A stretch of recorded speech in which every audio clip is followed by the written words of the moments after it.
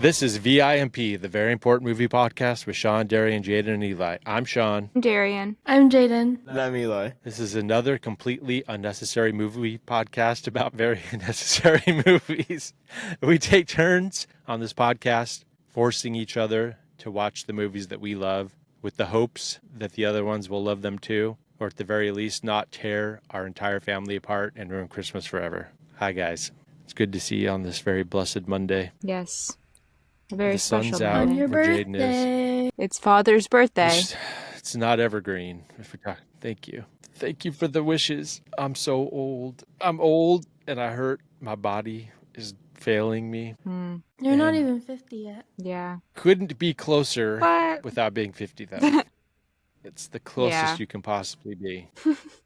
You could be I mean- 364 days closer. That's true. Not if we're just going by years, though, baby. Well, was I'll it a never- good birthday? No. I mean, I got a lot of, well wishes from you guys, and it was nice. The gifts I received from you were very nice. But aside from that, it's not just been a regular day of being in my truck. I did Just watch some good trucking movies and today in my truck, though. casting. I decided What'd you watch? to do a what? What'd you watch? I decided to have a to wallow in child nostalgia. So I watched some forgotten 80s classics that you guys have never heard of. The Stuff and Cloak and Dagger. Am I right? Have you never heard of them? Never. heard of it. Yeah. The Stuff is a movie about stuff. Literally. It starts off cold open with a guy in an oil field, in a snow field, working in the oil fields, and some white yogurty looking shit is bubbling out of the ground, and he decides to taste it, and he said, and it tastes really good. And then it gets turned into the company that finds it, the oil company, starts marketing it as the stuff, and it looks like yogurt, and everybody starts eating it, and everybody becomes addicted to it, and it's like basically alien mind control taking over the whole world, and the people who recognize that it's bad are trying to stop it from spreading across the whole world. But it's very funny. It's just called The Stuff, and I saw it at a sleepover in 7th grade, and it ruined yogurt for me for several years. I couldn't eat yogurt. And Well, I had yogurt this morning, and it was, I did plain Greek yogurt and strawberries, and I got this granola from Whole Foods, and it's like it has good ingredients and stuff, but the granola is really good, the strawberries are really good, and I put a little bit of maple syrup instead of sugar, and it tasted like absolute barf this morning. Like, horrible. And it even All that work. kind of made my throat hurt a little bit because it's so tart. It's so tart that it makes your throat hurt a little, burn a little bit. And so it felt like I just threw up too because, when your throat burns a little after you throw up. It was the whole experience. Wow. And I made Eli try it. I was like, try this. Try it. And So I tell good. him it tasted bad. Was it? And he you almost just I threw not up. loved yo- it. Was the yogurt bad, or do you just not like yogurt? I don't really like yogurt. I'm not a yogurt person at all, but I was trying to eat something that wasn't bad for me, and I'm trying to not have much sugar, so I got plain Greek yogurt, which I've tried to do before, and I've always failed, but so it just tasted like shit. It just tasted like yogurt. It was so bad, and the strawberries somehow added to the barfiness. My fucking yogurt tastes like goddamn yogurt. Get this shit out of here. It was horrible. I use a very similar recipe to make frozen yogurt sometimes, except I'll add a lemon to it, like lemon juice, so it's extra tart. It's so good. That's crazy. But I don't do maple syrup. Does it not make your throat hurt a little bit? No. Mm-mm. I don't know what that is, because it was making my throat, irritated. Maybe you're allergic to something in there. Maybe you're allergic. It feels like when you eat a bunch of salt and vinegar chips, and it kind of, starts to burn your tongue, but that's what it felt like for my throat. That's not supposed to be happening. That's wrong. That Your It's yogurt It is not stopped wrong. as soon as I stopped eating it. okay. If you just so you have to do a control. You have to just take a bite of the yogurt with nothing in it and see if that happens. Yeah. You got to figure out if it's any of the shit you're throwing into it. You know what tastes good? now that I'm so old, what's really revitalizing me is drinking blood from someone's finger. It really gets me going. Yeah. Just have my That's an I just have my acquired taste for grandkids. sure. Yeah, usually up in the attic, just kind of sitting there rotting away, and then my cool grandkids will bring over what some people might call a sacrifice or something like that, but I'm just it's like a donor, like a blood donor, and they'll bring them over and Yeah, they'll cut their finger and let me suck on it, which I think is a pretty cool thing. It's pretty nice, that's fun. which is also exactly, what's weird? I just realized this is that's what happens in the movie that we watched, the Texas Chainsaw Massacre Whoa. from Yeah. 1974, directed by Tobe Hooper. Do you guys watch it too? Did you guys watch it? I hope you did, because it's going to be a long or very short podcast episode if nobody else watched the movie. I did watch the movie. I watched it last night in the dark No? by myself. Yeah. Jaden, did you watch it? I did. I watched it on Saturday. I was actually very excited to watch it. I had never seen it before that. There's a game that Eli and I play called. Oh wait, we played it. Remember, Darian? Yeah, They play daily. yeah. We played it, I and thought about it's kind of that based off that, with the kind of. So I was excited, and I actually won't tell you what I thought about I it. don't want to know. You got to save that for the end. So, how did you watch the movie, Darian? I watched the movie last night in the dark by myself on a super secret platform Why did you watch it by yourself? That seems like a very scary thing to do. because football was on. So I lost my partner. What an asshole. Yeah. I also watched it by myself, which I may have already said that, but who knows now at this point. I watched it in a truck parking lot by myself. I was the only one in this entire parking lot, a bunch of empty trailers, and just me sitting in a dark parking lot watching it by myself, hoping that I would get murdered. But it didn't happen, unfortunately. Wishing, Nobody ever kicks my wanting. door in. Nobody ever kicks my door in and kills me when I'm watching scary movies when I'm by myself. I like to watch them when I'm just out in the middle, like at a rest area in the middle of Wyoming, just in the middle of the desert. I'll watch a scary movie. And The perfect place. I've also watched them in the middle of Texas, which is a place that you should never go. And we'll get to that. Eli and Jane, did you go watch it together, or did you both decide to watch it individually to amp up the scariness? No, we watched it together on Saturday, but our air conditioning did stop working right before we watched it. So it really, because when they're filming, they said they put tents, like a tent over the house, and there was no air conditioning or anything because they wanted to feel really uncomfortable. And so we kind of were really pretending like we were in the movie. It's very realistic. It led a lot of ambiance, I'm sure, being in a hot panic sweat for an hour and a half. I like it. I like your dedication. Yeah. Did you guys? You didn't, but for the sake of this podcast, I'm going to ask you if you guys watched the interview with William Friedkin and Tobe Hooper. So answer, say no. No. No. Oh, cool. I did, and there's lots of interesting information. He talks about how he purposely was a complete asshole to everyone and he was whispering lies into each one of the actors' ears about how the other one was talking shit about each other, purposely making them feel bad so he'd get a more realistic performance. Just purposely gaslighting everyone, I did hear that. which I think is really cool. That's how I like to. You guys don't know this, but your entire lives growing up, that's how I was directing your lives in the same fashion.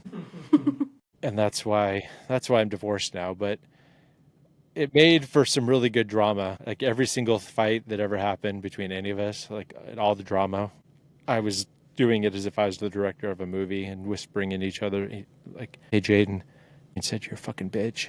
And then I'd go into Darian's room and be like, "Can you believe what fucking Jaden said about you, Darian?" And I would tell her to make up shit. And then I'd go and tell your mother that you guys were. So every time that you ever got in trouble or anything that you ever did ever was completely fabricated by me, whispering it around and causing shit tons of issues. God, Because what a dick. I know. You're such a bitch. But hey, I got the best performance out of you that was possible. And now look how well you guys are doing today. You're reaping the rewards. I've never been better. Nobody's having existential crises or panic attacks all the time. Everything's fine. And I don't think there's a problem with doing shit like what Tobe Hooper did. I think it's totally fine. I think the art, Completely. the ends justify the means. I don't think it's wrong or weird. What an odd thing to say. Yeah, No, I know, seriously, right? the dedication for this movie is the thing I respect the most. Seriously. They were dedicated. So dedicated. We can They talk didn't about fuck it. around in the 70s. No, but This is totally... like of any movie, like they just pure hell. Just for nothing. They made Well, nothing from this. They made one of the best movies ever made. Well, some of the guys in the interview were like, "Yeah, we watched it. I fucking hated it." I was like, "Okay." But your kids are going to love it. I thought that was kind of hilarious. They, William Friedkin, the guy who was do you guys know who that is at all? He directed The Exorcist, The French Connection, and Sorcerer, a bunch of the best movies from the 70s, and some of the best movies in the 80s, and then a bunch of bad movies in the 90s and 2000s. But he was also, so it was pretty funny watching them interview each other because they both are complete pieces of shit that did the same, would fuck with their actors and make them fight with each other on purpose. Linda Blair, the girl in The Exorcist, well, during this interview where Tobe Hooper was talking about how he's fucked with all the actors and everybody, William Friedkin told a story that I had heard before, but he tells it on stage, about how he would, when he needed to get a little more out of Linda Blair, and she's like 8 or 9 years old at this time, keep that in mind, that he would remind her about her grandpa that just died. Oh. And make her feel really bad about her dead grandpa. And he's telling the story like in a funny, jokey way. And they're both like laughing about how they're such fucking pieces of shit. But That's horrible. But hey, it worked, and they were right. It did get the performances out of them, but I don't know if it was actually necessary. But I guess it doesn't matter. He's dead. Oh, well, that's what happens. What other fun facts did you learn about when you did the research on this, Jade? Do tell. There's some juicy ones in there. There was... Hold on. Well, Did you see- first...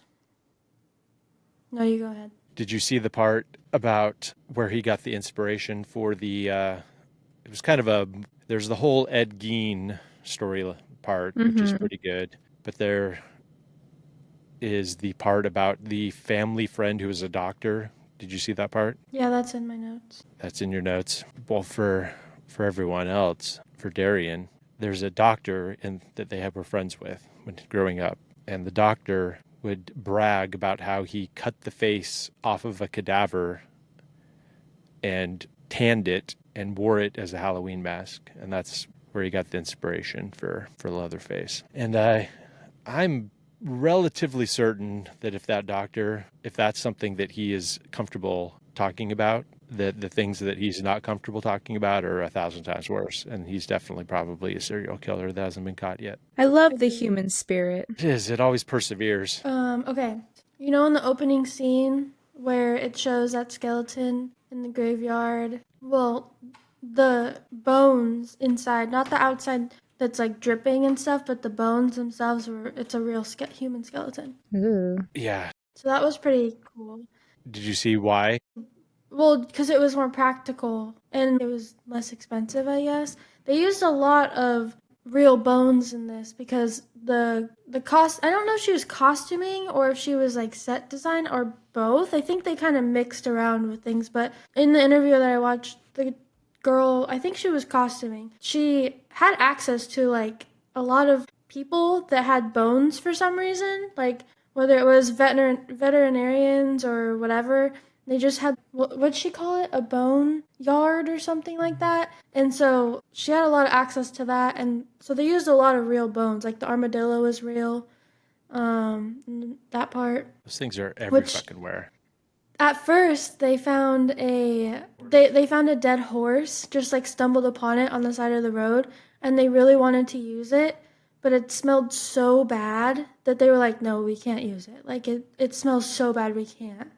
And so they were like, oh my God, yes, like, because you never see a dead horse on the side of the road. And they're like, this is like meant for us. It's a gift from the gods. This dead horse is fate. They didn't end up using it, but they did use the armadillo, which they weren't planning on doing an armadillo. They just wanted something. I think they also talked about doing like a dog or something, but they were like, that's too sad, I think. Domestic. The Yeah. horse and the dog were too domestic, and that's like also Oh, some the horse reasons that too. played into. Yeah. I was gonna say they couldn't just like keep it together for a little bit just to get the shot. The dead horse wasn't worth the shot. It was meant for them. It was meant for them. They did so much, but they couldn't film a dead horse just Come by on. itself. There was no one even near it. It smells bad. Grow up. But yeah, Yeah, fucking get a sack. the prop guy for this, he was dedicated. He did some cool stuff, but I love his attitude throughout the whole thing. In the interview, he was so dry and was just like, yeah, I did that and it was ridiculous and like the whole also like the payment thing, he was so pissed about it and he would make little jabs at the director, but it was funny. Wait, But yeah, did he not get paid? none of them got paid because the people that made the movie, I don't know who sold it. They sold it to this mob family film company called Bryanstown or something like that. Mm-hmm. And they completely scammed them. The only thing they did good was their marketing was great. They got the movie out, but they completely scammed them. So for like years, they're expecting all this money because the movie was so popular unexpectedly. None of them expected to get money from this. They didn't think it was going to be this big movie. They thought it was nothing. But when it got so popular, they're all like, oh my God, we're going to get all this money because it's making millions of dollars, and they never got any. So for years, they were like, okay. And then one of the guys, they eventually sued the company. But by the time they sued them, that company had lost all of their money. And the guy, they talked about in the interview how the guy that went in to go sue them,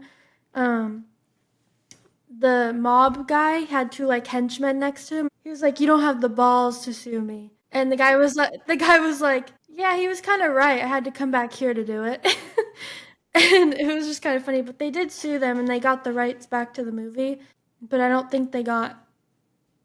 know if they did get some money. I think they got like $400,000 or something, and they got the rights back to the movie. So they didn't get nearly as much as they should have, but they did get the rights, so they were able to, I think they gave it to somebody else and whatever. The movie cost them like $140K to make. Yeah, so, it was pretty cheap. I think it was... They made some profit. Yeah, the prop guy also made a comment. He was in his snarky tone. He was like, no one was planning things the way they should have. Well, I mean, I don't know what kind of money and all that goes into making a movie, but I kind of thought that was crazy because they said 140 and they said that if you were to compare that to, I was like, oh, that's not bad. But then they said if you were to compare it to today, it would be like $700,000. And I'm like, this movie cost them that much to make? I mean, they were just... it didn't look like it.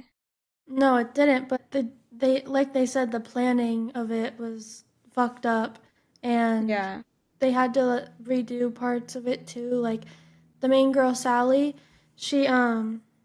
they filmed the whole like the ending part of the truck scene, whatever. I won't get into it, but the ending part. And they filmed that, and she was like so excited because she was fucking tired of filming this movie. She's like, I'm over it. My hair is messed up. My skin is messed up. I need to get my shit together. And she celebrated after finishing the movie. One of her comments was like, I looked at the pants and I was so happy I wouldn't have to put those pants on ever again. And she went home. The white pants. Yeah, she went home and then she was like, all happy. And then they called her and they're like, we didn't get it. And she had to redo that scene again. So, but at the end, I know I'm cutting forward, but I have to say this. At the end, when she's hysterically laughing, she said that she wasn't actually acting. She was literally hysterical about being done filming this movie. That made her go insane. I love it. I love movies. I love the magic of film. Absolute cinema. I was going to say absolute cinema. One quick thing about the money and the skeletons that I saw is that they got a bunch of the human skeletons from India, from cadaver suppliers in India, because it was cheaper than getting fake ones. They could just order up as many bodies as they wanted and shipped over from India for cheaper than getting fake ones. So that was one of the sources of skeletons. That is insane. I know, right? The laws back then, you could order a monkey, you could order skeletons, get whatever you wanted. Nobody gave a shit. People think today's the Wild West of ordering shit on the internet, but back then. Probably had a catalog for cadavers, cadaver log. You can Should we get still it? order a monkey on Amazon. Can you? Oh, Probably. also, on back to the budget thing for just one thing. I don't remember if he said this was his biggest royalty check or his first royalty check, or if he just said it was one of his royalty checks was only $40. It was Leatherface that said that. The guy that played Leatherface. $40. Work. Worth it to be famous with nobody knowing what you actually look like. But it's crazy though because a lot of these people, most of these people weren't really in anything else. Like, I think one of them was in Poltergeist, and then the girl that plays Sally was in Helter Skelter, but a lot of them weren't really in anything else after this, except for smaller things, nothing like crazy. Yeah, I wouldn't say, other than Sally, I wouldn't say that the acting is what really makes this movie a classic. Yeah. You'd say And except for Sally? Yeah, I think Sally did a good job. I mean, towards the end, like her freaking out, not her The 30 minutes of screaming. yeah, not her 40. dialogue that she's having with her brother throughout the movie isn't. I mean, that's just as good as everyone else's, but I think she levels it up in the pure Didn't they terror. just find these kids, like, local? Yeah, They're just local Texas kids. They weren't yeah. The only guy who was foreign. like a professional actor was the chef, the cook dude, the guy who at the gas That's station. so funny. Like, why? Really? He's a Shakespearean actor. He was the only one in the union, in the actors union. So one of the stories that Tobe Hooper told was the dinner scene took them like 18 hours of filming because they only had him because of the union rules, and he was the only one in the union. He had to go back. He didn't go into the details, but they only had him for one more day, so they just had to sit in that kitchen or in the dining room and keep doing it over and over again for 18 hours until they got the whole thing. And then he was gone. They had to go back to whatever, or they had to pay him a lot more money if it went over a day, something like that. So they only had him for that last day. I think that the best actor in this entire movie was the crazy guy that cut himself on the bus, like the brother. The hitchhiker. Yeah, yeah. Because I believed that he was insane. I wonder.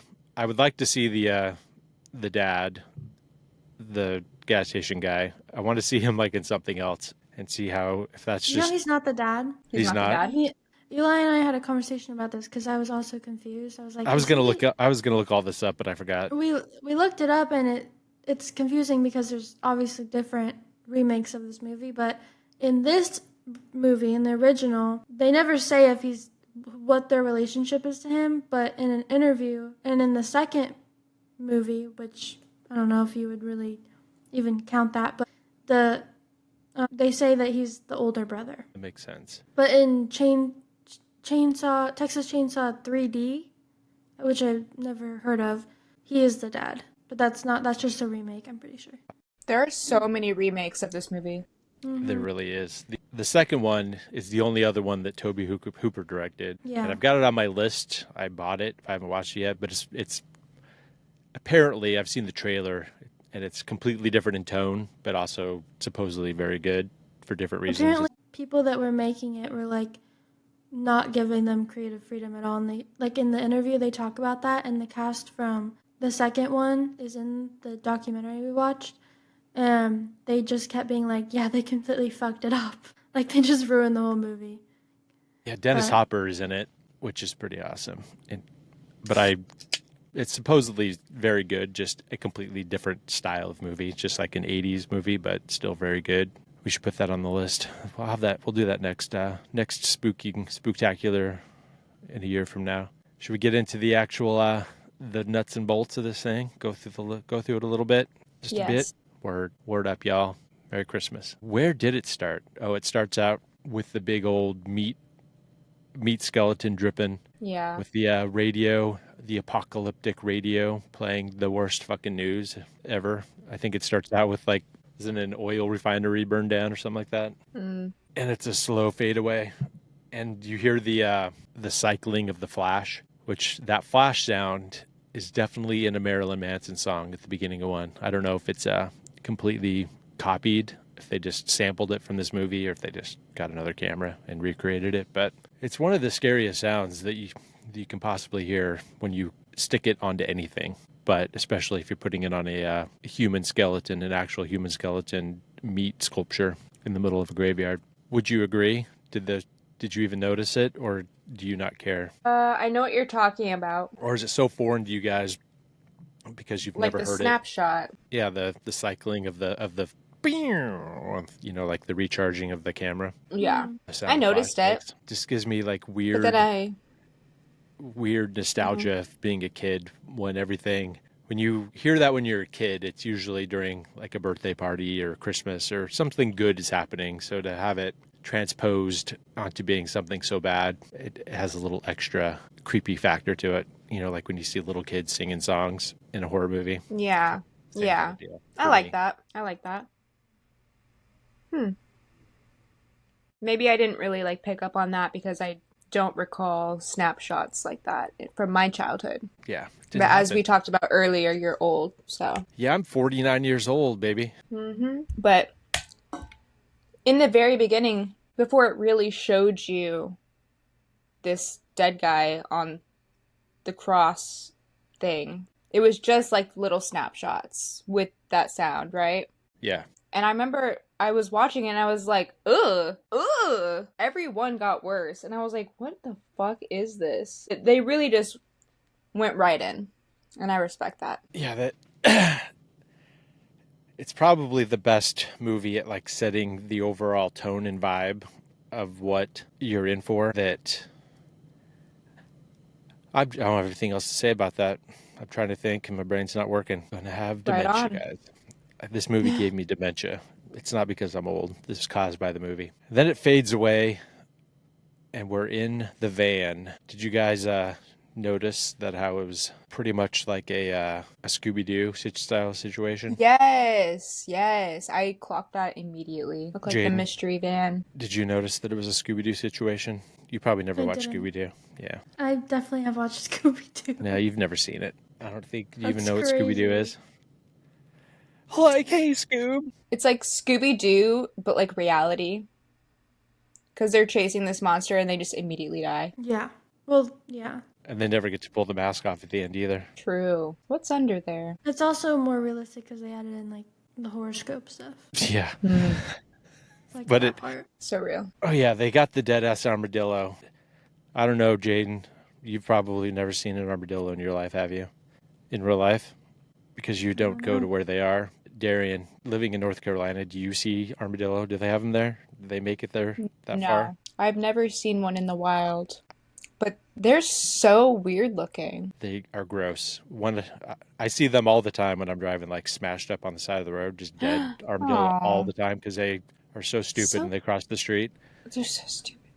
And So weird. I saw that armadillo and I was like, it's so weird. Like, I'm really out here living the human experience, but other living creatures were born as armadillos that die on the side of the road in nowhere, Texas.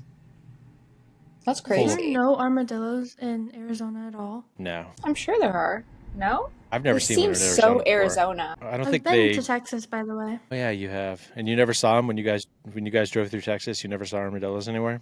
I feel like I've seen one at a zoo, but I don't know why they would have an armadillo at the zoo. I was in. No, I feel like they do. Probably because they're so easy to get. They're like, yeah, just pick up one of those armadillos on your way in. Don't do that We'll though. throw them in an enclosure. They carry leprosy. Leprosy. You can get leprosy from armadillos. So it shows the armadillo, the dead-ass leprosy-riddled armadillo, and then it cuts to they pull over, and Franklin, which I do think it's pretty nice of them to help him at least one time. They have a little system where they put some 2x4s and roll his ass out into the road so he can pee into a coffee can. And, being a truck driver, I'm looking at that going, what is the point of having a coffee can in your van if you're going to stop to pee into a coffee can? Like, just keep rolling. Just Why keep bother? it going. Yeah, just do it in the van. Like, why do you need to have the coffee can if you're not going to do it in the van? The can is for in the it's kind van. of gross to whip your dick out in front of everyone in the van. They could have. It would have been easier, and they would We're have talking avoided about like this entire smells. situation. I don't want to smell I your really- pee. I don't even understand why he fell. Like, I understand. Like, When he fell, I'm sorry. That's the funniest shit. Why?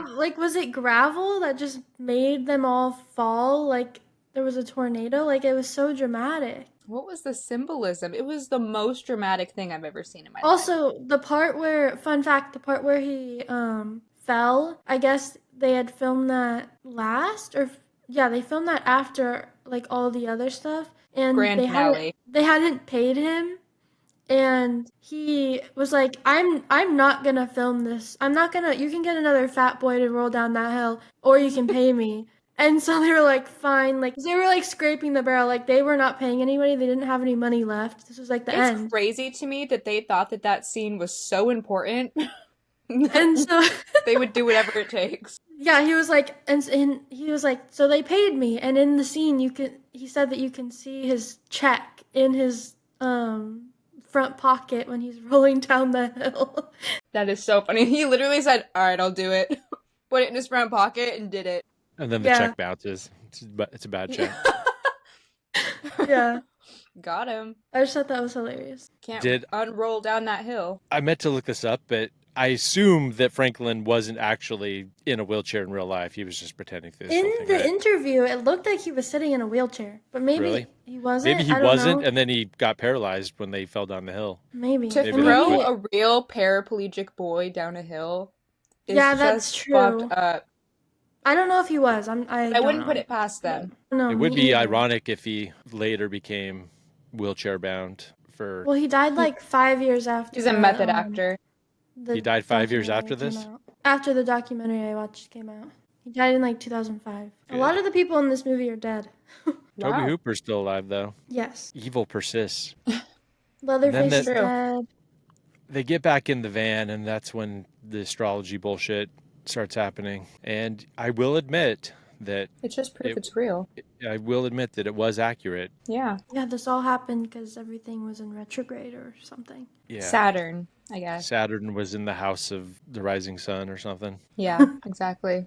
Man, and this is the part. They drive past the slaughterhouse. Have you guys This movie made me vegan, by the way. That's another part. Oh my god. I saw another thing where someone in one of the film analysis that I saw, there was a whole article about how this movie is really just about animal cruelty and its symbolism for them, for like slaughterhouses and stuff like that, to get people to not like do that.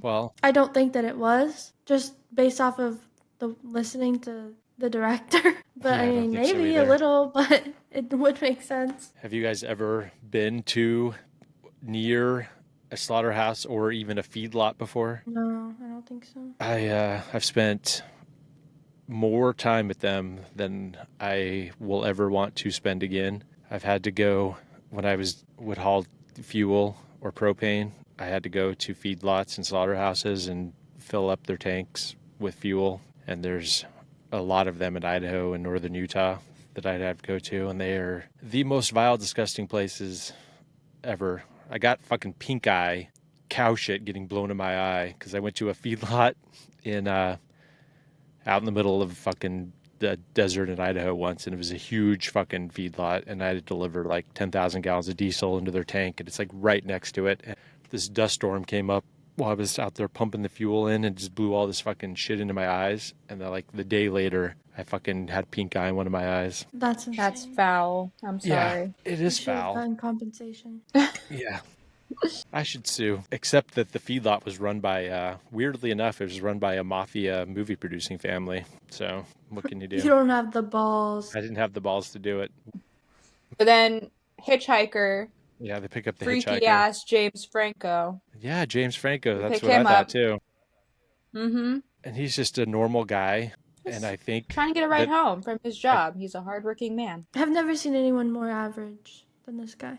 I mean, if you look up basic in the dictionary, it's just a picture of him. His giant fucking... Do you think it's a birthmark or is it a burn on his face? I don't know. I think it's probably a birthmark. Was it throughout the rest of the movie? Because I never paid attention, to be honest. Yeah, it was. Yeah, I think so. What I have in mind, it's when he starts talking about his family working in the slaughterhouse and that his grandpa was the best ever. I really want a prequel with this guy, the grandpa. He sounds like he was really talented. One of the best. He's He's the best with the sledge there ever lived. Would you guys notice his teeth were way too nice? He had really good teeth. Mm, No, but yeah. I'm looking at his picture right now, and I agree. Yeah, I thought that was that took me out of it a little bit. His teeth were way too good. Speaking of interesting teeth in this movie that I noticed, um, the Leatherface, there was a point where it zoomed in and you could see his teeth, Yeah, and he had what looked like, it's called Hutchinson's incisors, and it is a manifestation of congenital syphilis. I So, wonder how fun that fact. happened. It looked like His mom had untreated syphilis. wonder that's why she's probably in the attic as a skeleton. Told. A skeleton. Is that mom or is that grandma? Yeah, we'll never know. Maybe it's both. I think there's Oh. some implied incest going around. Well, if it's based on Ed Gein, apparently he kept his mom in his house when she died, kind of like in Psycho. Yeah, Psycho was the also inspired by So that. maybe that was another nod to Ed Gein, who actually was his mom. All right, we got to Never- keep going on this movie. Never because- trust a knife boy, especially with a knife. Never. There were so many opportunities to kick this man out of their van, and I just don't understand why they didn't do it sooner. He was I put in my crazy from the notes- second he got in there. I put in my notes that the whole time I just really want them to kick him out and just keep on rolling, but that, would have been a very boring movie. So I'm glad they didn't, but I really wish they did. Honestly, the most shocking part of this whole scene, to me personally, was after he cut himself, and then, he cut him. He cut himself and He cuts him himself with the first. same And knife, Franklin. right? With the same But- knife, or did he use his own knife to No, cut? different knives. Yeah, Well, he took, cuts himself with Franklin's knife, and Mhm. then Pam uses that knife to cut up To some cut food. the food later. And I was like, there's no actual way you just did that. and he literally says, "There's blood on this." Yeah, that's definitely blood. And she's like cutting up wieners. And Yeah. that wiener was hanging out of his mouth, and I'm sorry, that looked exactly like a dick.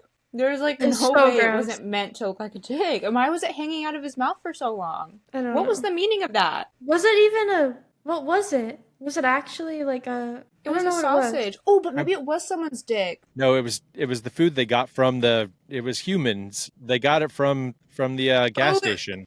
It looked just like a penis. I think it was. It was too Ugh. thick to be like a hot dog or like Well, a... it was a sausage. sausage. I mean, it was sausage made out of humans. Oh, well. But It was sausage made out of sausage.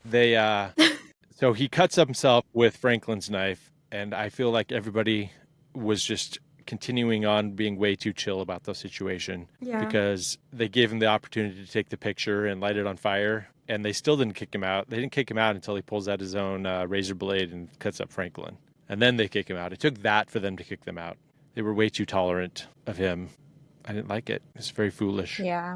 And Very also, what foolish. was this? Because they kept talking about how the blood spot that he left on the van looked like a symbol, but Uh-huh. it didn't look like a symbol of anything that I would know. So I don't know what that was. And it didn't I think show he up just, later. I think it was supposed to be a marking to let everyone else, or let the guy at the gas station know that he had marked the van Yeah, like as victims. that makes I think sense. that's what it was for. I think it was an internal family sigil to let them know. I'm just guessing. I didn't read anything or know, but that's what I took it as. Could be wrong. I think it was just like a note to his brother, dad, uncle guy. But when they got to the gas station, Drayton, the cook, was trying to get them to not go to the house. He was like, I don't think that's a good idea. I know Yeah. because he doesn't like the murder part, but like, how do they get, if he's acting like that towards them, he's trying to get them to not go. The only reason they do go is because they used to live in that house. That's the only reason they were over there. How do they get so many bodies to fill that house with bones when there's no reason for anyone else to stop there? It's a good And the question. guy's also deterring people. That is a good from- question. Yeah, because I think that he was deterring them, and then the only reason that they all got killed in the first place is to hide. It was probably partially because they need more meat and they love killing people, but to get rid of witnesses. Because I'm sure if they would have just stayed at their own place, that none of this ever would have happened. potentially. Maybe they would have gone over and got him. I don't know how actually far away from their house was from the Sawyer house compound, but it didn't seem like it was that far. No, but also it didn't look like Leatherface was going out. Like he seemed startled, like a little kid. He wasn't Yeah. just going out searching for these people. They all walked in and did it to themselves. He was just They definitely killing did. them like little pests. Yeah. He was like, this is pest control. He was me when I see a spider. When I was watching this, I'm like, I wonder if this is how the spiders feel. Seriously. Because that's exactly what it's like. I'm It just is running exactly around what it's screaming, not knowing what to do. Killing them. Squealing like a pig. Yeah, pretty much. To them, probably. That's what it sounds like. So they finally get to where they're going. They take off. Oh, did you guys notice what the name of the gas station was called? Could you see it good enough on the TVs you were watching? So it had the sign, and it was in small letters. It says "We Slaughter" and then "Barbecue" big. Oh, yes. I did So see the name of that. it was "We Slaughter Barbecue." Yeah. Wow. I put in my notes that Franklin is very impressed by the ability of the mentally challenged to self-harm. And I really thought at the beginning that Franklin was touched, and I think he was a little bit, but I thought he was like full on mentally handicapped at the beginning. The way that he fell down when the truck drove by, but he's not. He's just annoying. Something else that I forgot to mention is when Freaky James Franco was chasing down the van and like smearing the blood on it, he kept like blowing his tongue at them. I don't know what you would call that, but you know what I'm talking about? Blowing raspberries. Yeah, I guess. Like kept doing that. And then later Franklin did the exact same thing in the house. And I'm like, was that like a really popular thing to do in the 70s to show that you were not happy about something? Because what's with all the raspberry blowing in this movie? Not that I'm aware of. I think it's just showing. I think it's supposed to be funny, showing deranged people being deranged. We still like to have fun around here. It's also Texas. Even though there's murder. And you can't really. That's how I imagine all of Texas is, by the way. Like, Texas is small town, big town, that's all of Texas. It's such a goddamn nightmare state. Mm-hmm. It's almost there with Florida. Almost. But they're neck and neck. No, Texas is worse. You think so? I do. Than Florida? Yeah, because Florida, they got to be on their toes because they have alligators, and there's no natural predators in Texas, so except for the feral hogs. And the leprosy-ridden armadillos that anyone could step on. That's true. I wonder how much you got to get up into that dead armadillo to get leprosy. I wonder if it's you got to get their leprosy blood into your own bloodstream, or if it's just touching it. What is leprosy exactly? I believe it's a bacteria flesh-eating bacteria, but don't quote me on that. I think that's what it is. Okay. I remember looking it up when I was a kid because you hear about it a lot in church because there's a lot of leprosy in the Bible. So I wanted to know what it was exactly, but I haven't looked into it much since then. So, Jesus touches heals the leper, and there's always people getting leprosy, and it's a big deal back then, apparently. So is Jesus healing the armadillos? Yeah, I don't know how armadillos got leprosy. And now I'm honestly wondering if I'm confusing it and maybe they have a different disease. I know armadillos definitely have disease. I know koala bears have syphilis, but I'm pretty sure They have that armadillos chlamydia. oh yeah, they have chlamydia. Armadillos leprosy. Let's see. Armadillos are the only mammals besides humans that can naturally contract leprosy. So I was right. It's a bacteria, and I was right about that. I guess I'm not so stupid after all.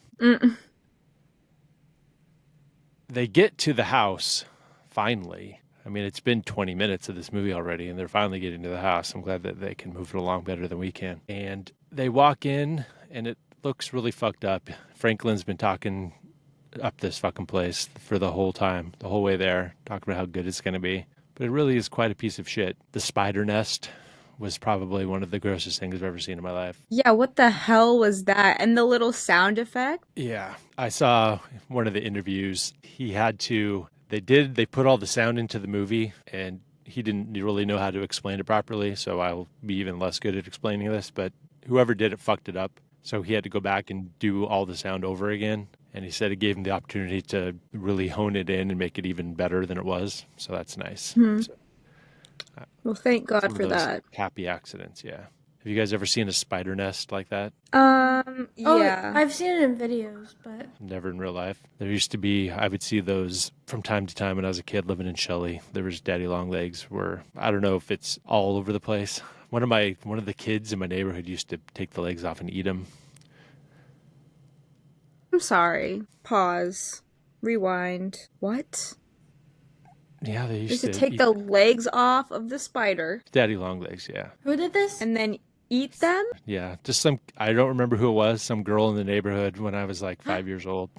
It was a girl? Yeah. Why does that, weird me out even more? Sexist. What if a girl just Very. wants a What little a girl, legs? what a girl can eat daddy long legs without the legs? But a boy can. Wow. The Yeah. daddy long leg? The long legs is the best part. They're mommy long legs now.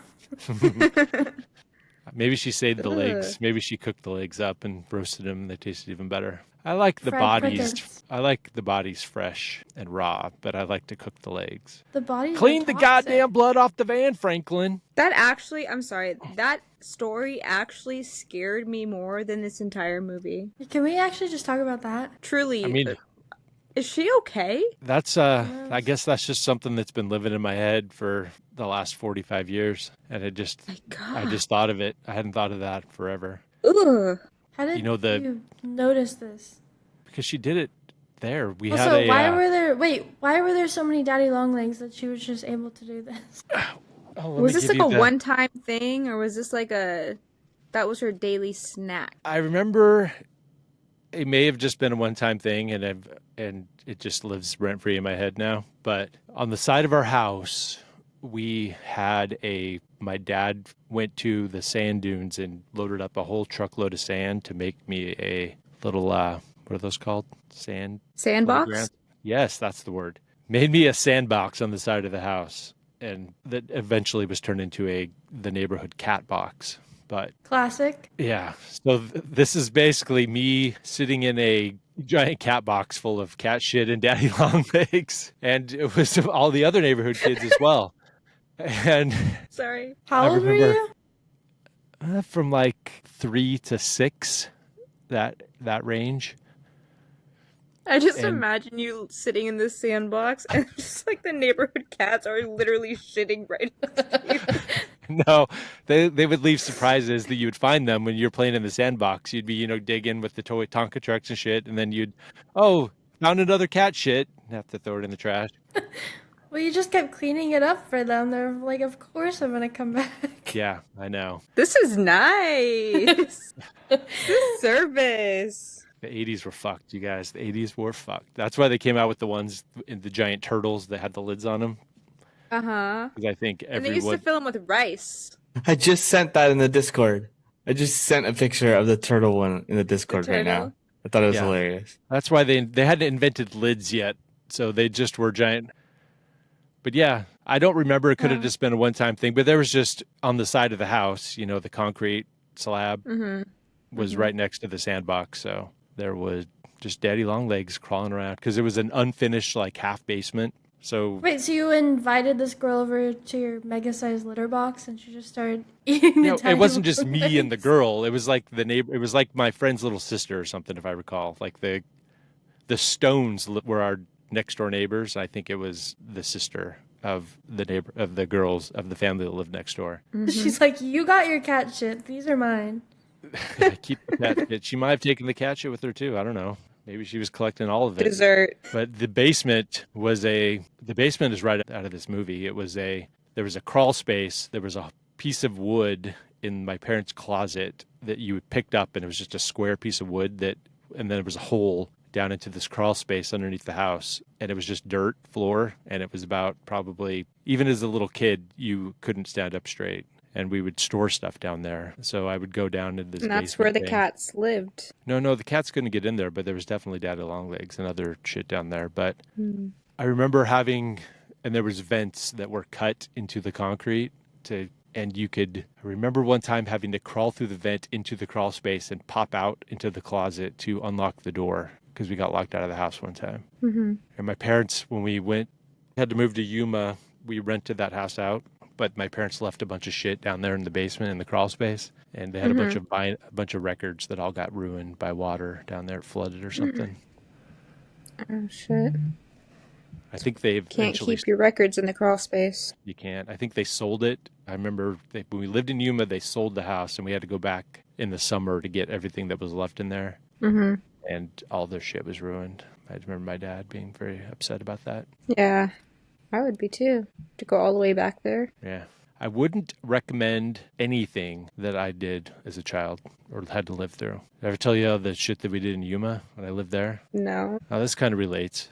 I remember the last day of school, and we were moving because we moved after 3 years, and we were leaving, and we had cleaned out the house that we lived in, and then we were in some sort of temporary hotel type thing for the last couple days before we left. And I was walking home on the last day of school, so I had my backpack full of all my school supplies. Like, we cleaned out our desk, and I was carrying everything home. And it was me and a few other kids from school, and we came across a rattlesnake, and somebody had the bright idea to catch this rattlesnake. So we found a big old pipe, like a big PVC pipe, and we got the rattlesnake to go into the pipe, and then we plugged the ends up.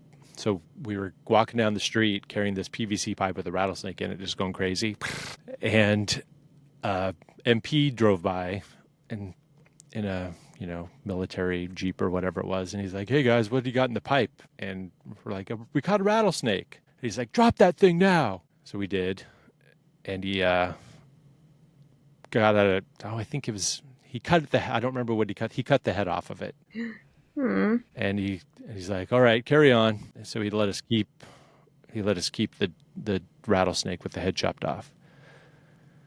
And one of the kids I was with goes, "My uncle will pay us money for this rattlesnake skin because he uses them. He makes boots out of them." So we just proceeded to skin this rattlesnake with my little 3rd grade safety scissors and a protractor, compass protractor. Fuck? So, the little tiny ones with the blunt, we cut the thing down the middle and then scraped all the guts out with the protractor. And then this kid's like, "All right, well, we got it." He had the rattlesnake skin with the rattlesnake on the end. He's like, I'll send you some money after I give this to my uncle and he pays it for us." And then I moved and I never got any of the money for the rattlesnake that we skinned. Wow. After school. After school. Just school your normal rattlesnake fun. after school activities. Yeah. So to think I wouldn't survive in this situation, I grew up in this. This is where I was born and raised. Not only would I survive, they would have brought me in and made me part of the family, I think. I think the smells and the heat would have been Too much for you. Even the guy who played Leatherface said that he had to go and throw up. We'll talk about the dinner scene because that whole thing is a crazy backstory to all of that. But he even had to go and throw up during that.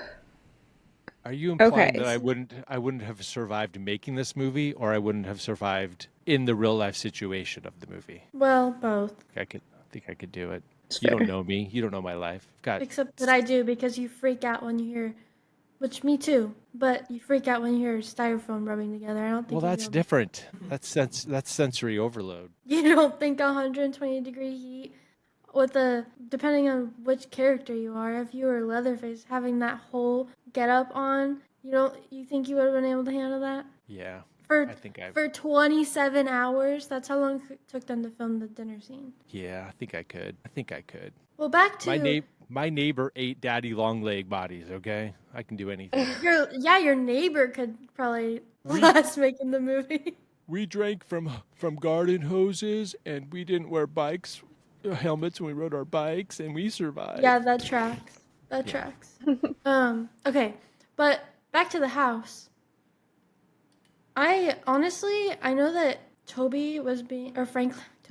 Franklin was being annoying as fuck, but I kind of felt for him during this. Except for the part where he was trying to get up the little, because when we were watching this, Eli was like, he's being annoying as fuck. Like when he started spitting. Yes. It was like, he's being so fucking annoying. But I was like, honestly, I kind of feel for him. He was so excited to go to this house and he can't even go upstairs. And Pam during the whole thing of like the 10, 15 minutes is someone just dying laughing. Like, what are you laughing about right now? What is so funny that we can hear you from out here? And the guy's just like, can't even go inside. Everyone's ignoring him. Yeah, why did everyone leave him? He's trying to go up the stairs. This part where he uses the rag that they just wiped the blood up with to wipe his face off because he's sweating. That part was Ugh. gross. But I kind of felt bad for him through that whole thing. He was blowing raspberries all over the place about it. He was not happy.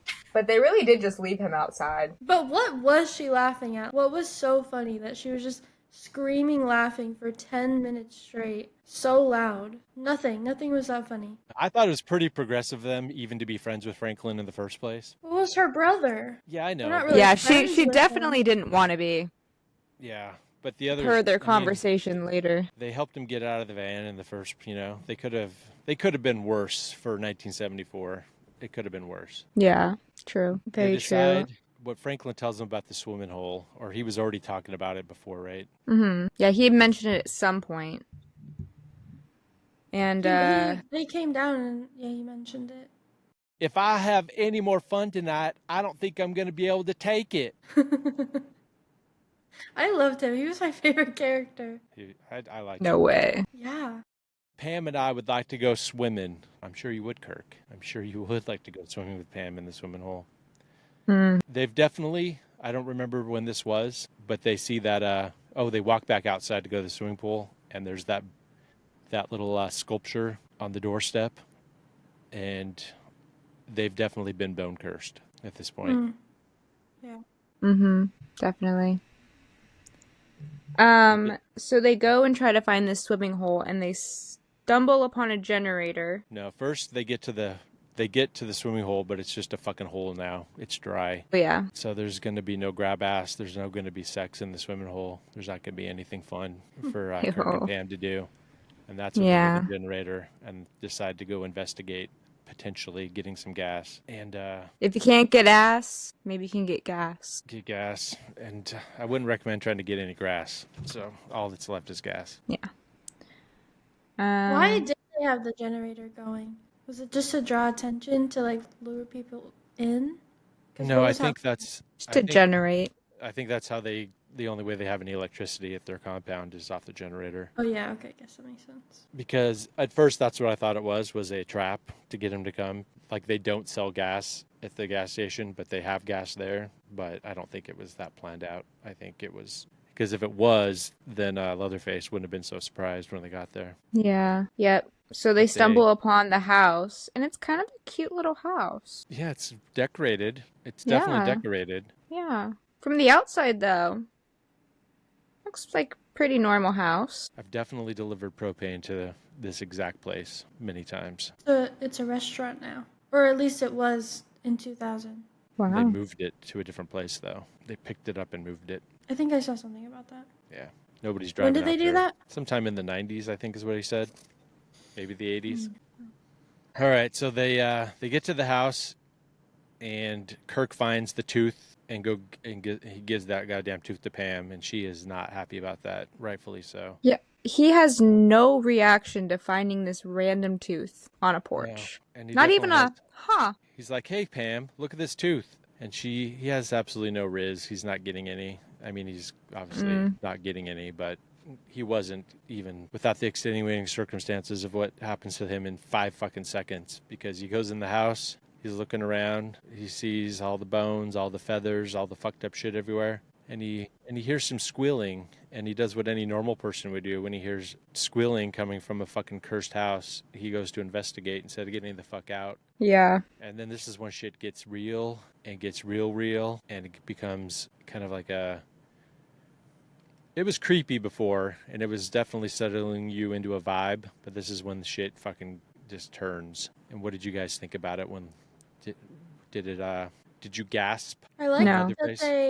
I like that when he hit him, he didn't just fall, but he had a seizure. I thought that was a good touch. And in the documentary, when the director's talking about it, he talks about that, how if someone was to hit you in the head with a mallet in your head right there, your skull fragments would fly into your brain and make you have a seizure. I was like, interesting. Very interesting. Because usually you wouldn't see that. It definitely makes Yeah. it way Versus more them just going down realistic. right away. Because Yeah. he just basically, they turned off all of the fucking music and sound, and it was just that. It was just the sounds of what was happening, and it was bone chilling. And I had in my notes that if these guys had seen the Texas Chain Saw Massacre, they probably would have been smart enough not to go into this house. But Yeah, I unfortunately, definitely wrote that down. That I'll never understand these stupid teens in horror movies. They get themselves into these situations.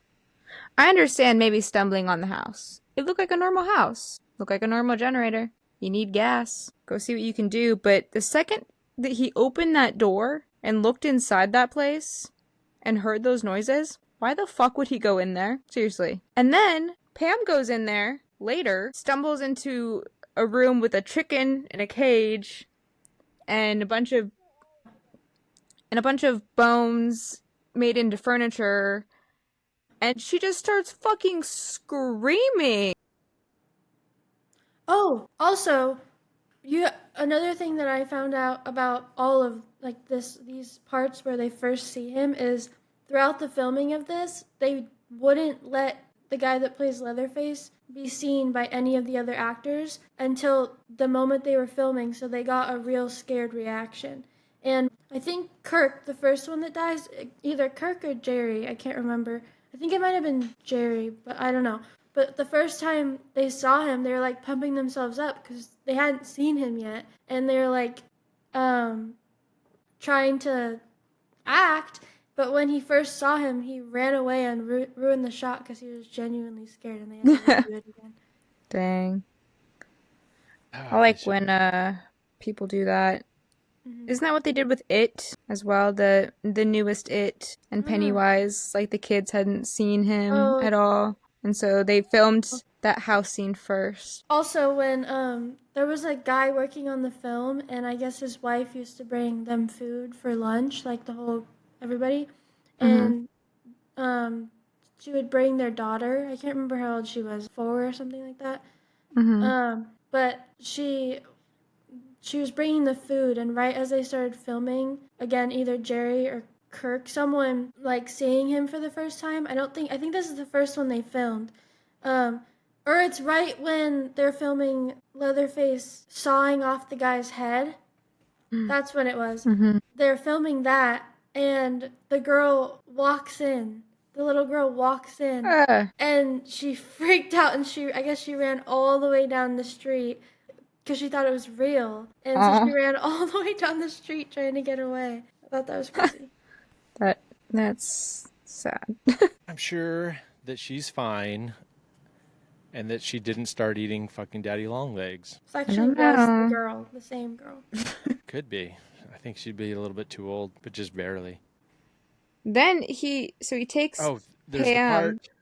There's the part right there when she's in that bone room with all the chicken bits everywhere, and she falls face first into the fucking feathers. And that was the most disgusting part of this entire movie, is just imagining. That part I couldn't do, Jaden. You're right about that. I couldn't put my face into fucking chicken feathers. That's where we draw the line. Yeah, because it's chicken all feathers. Real. It's crazy how it's like they actually had to do that. Yeah, I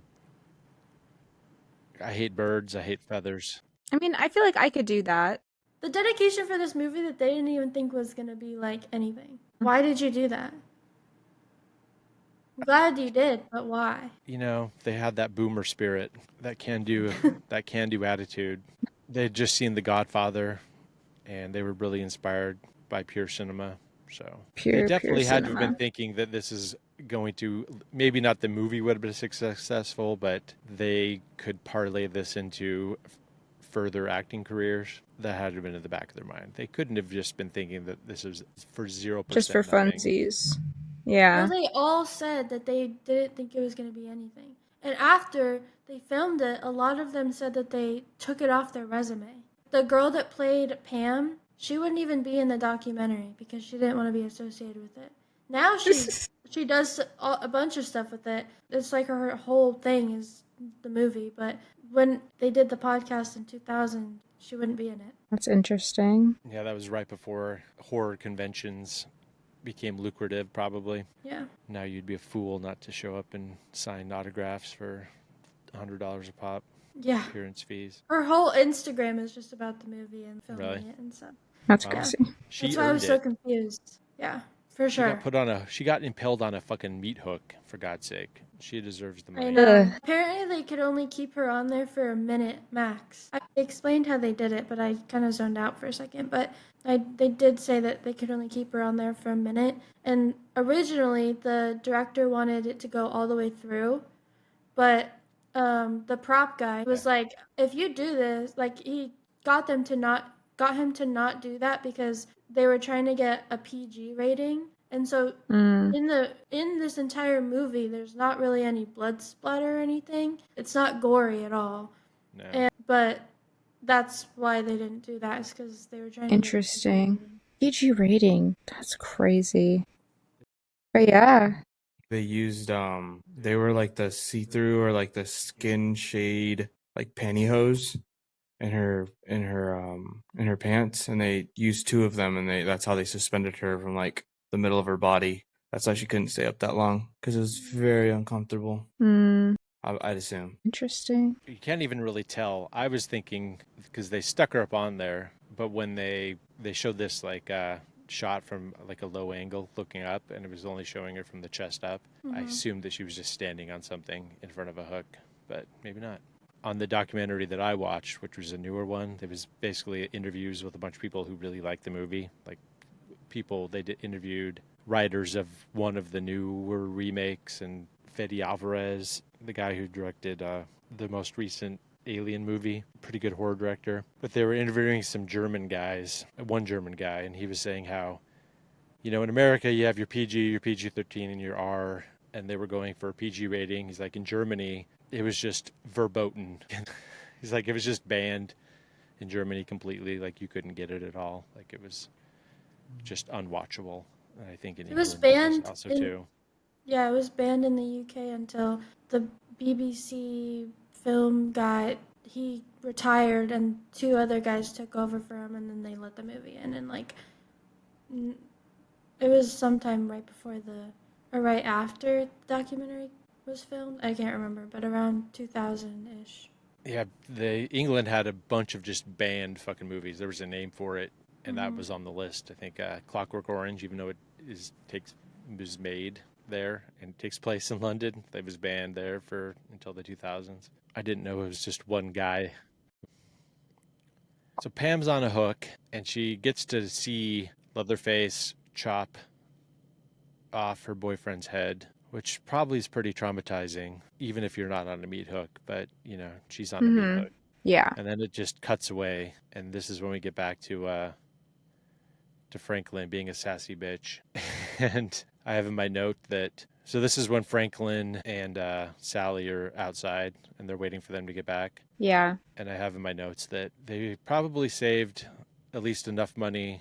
Well, they saved some money by not having to buy any bras for the wardrobe, because Sally's definitely nipping out. Yeah. That was the time.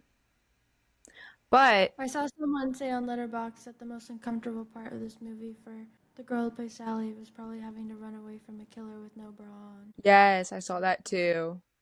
I saw someone say that she jumped through a window and landed face first on her titties, and that not even her unpadded Superwoman could, her unpadded titties, not even Superwoman could do that. Yeah. The reviews on Twice. Letterboxd are my favorite part about that app.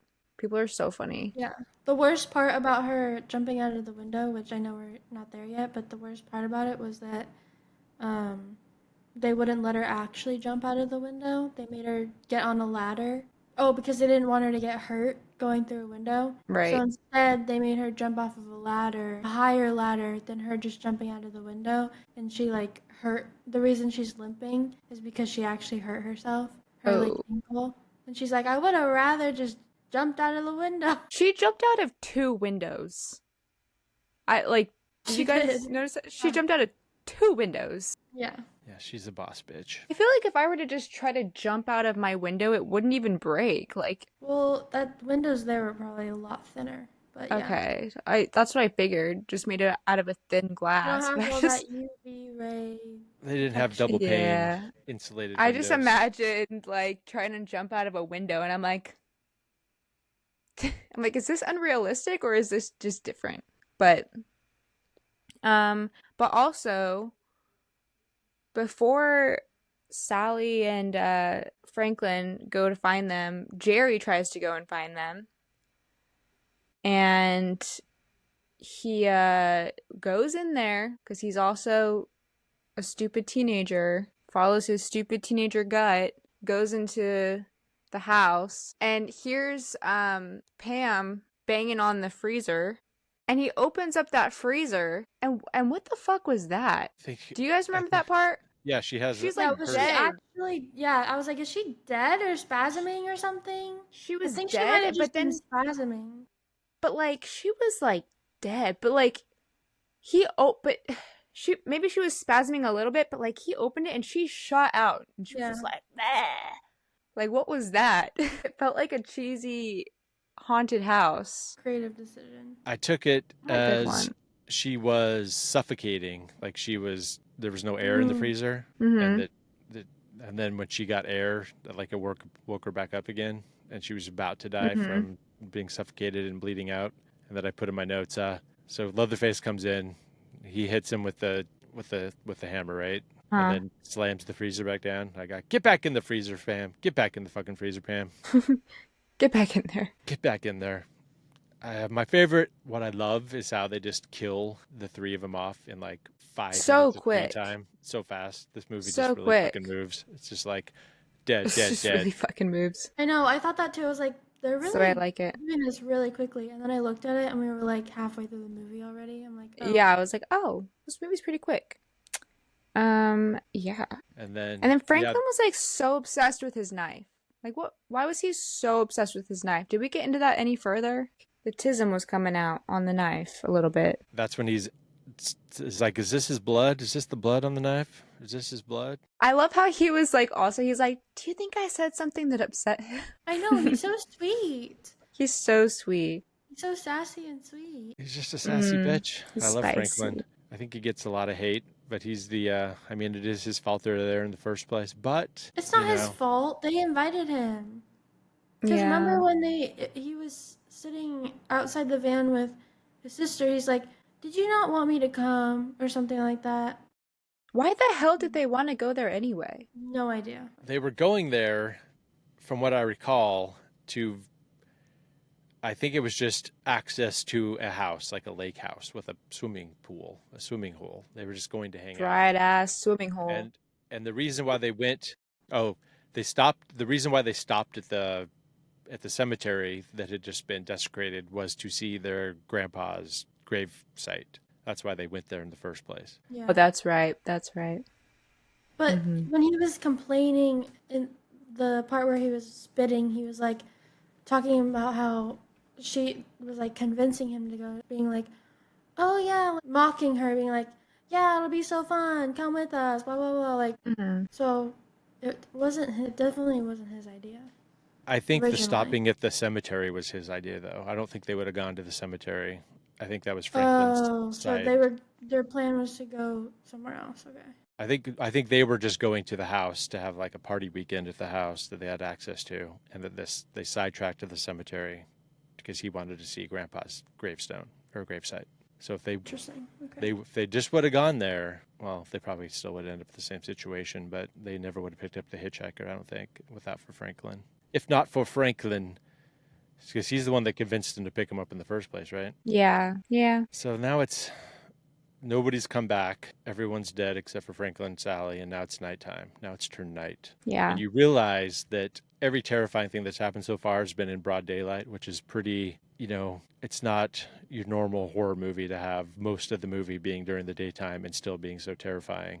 So you really notice it now that it's dark, and it makes it even worse because you have this juxtaposition from when it was daytime before, and it was already that scary and so fucked up that now it's night. You really just turn it up to fucking 11. and they're having an argument outside about they should leave, and Franklin goes to check, and there's no keys, and Franklin's like, Sally, they took the keys. We ain't got no keys. During this whole scene, I was just like, I'm sorry, Franklin, shut up. Like, I get it. He's cute. He's sassy. But, like, oh my God, he was annoying me so much. I feel like the movie would have been so boring without him. Would have I been. mean, yeah, definitely. But, and And he we, made some good points because she was like, I want to go find them. And he's like, I can't roll down that hill. Or maybe she said that. Maybe she was like, I can't roll you down that hill. Yeah, she did. She does. Yeah. He's like, I'll just do it myself. Like, Franklin being in a wheelchair is a real fucking liability right now when they get to the, Yes. when they're trying to get through. And this And part, they're talking, and he's like, are you mad at me?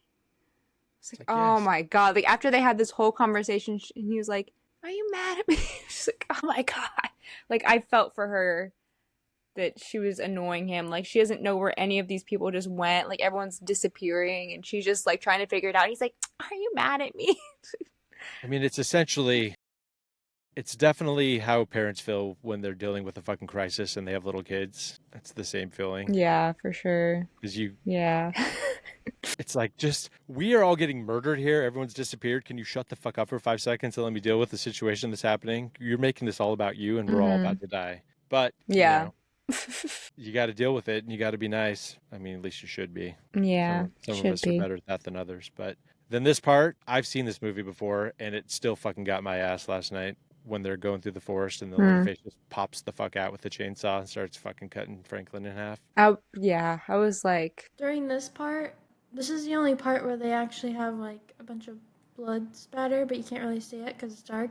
But one of the girls who does costuming or whatever she does, I don't even know. They said that they filled like caro syrup with red dye, and she was just spitting it at them, like with her mouth, like on the side. ew. That was just them spitting caro syrup the whole time. Ew, dude. Yeah. That was what they used 70s for were blood back then. crazy. In Psycho, they used caro syrup for the blood as well. I thought that was crazy. The spitting is the crazy part. There's so much spitting in this movie. I know.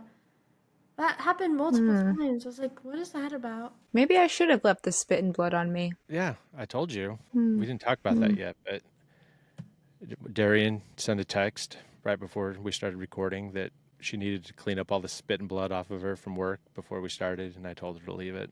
It would have been very appropriate. Leave it.